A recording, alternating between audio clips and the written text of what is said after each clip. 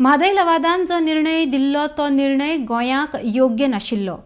तो निर्णय गोंयचेर अन्यायकारक आशिल्लो म्हूण त्या निर्णयाक गोंय सरकारान आव्हान दिल्लें।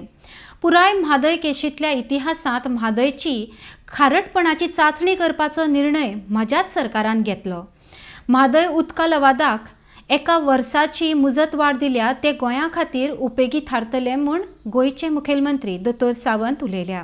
आरडेक्सको ब्युरो रिपोर्ट। म्हादय जलतंटात लवाद आहे त्याला एक्सटेन्शन मिळालं आहे। गोव्याला किती त्याचा फायदा होऊ शकतो किंवा कशा पद्धतीने त्या निर्णयाकडे बघता तुम्ही?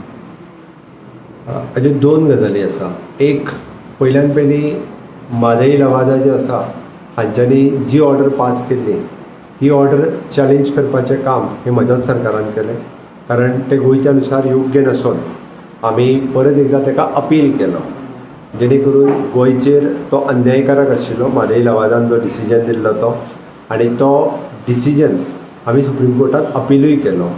आनी नेक्स्ट सलायनिटी टेस्ट करचो।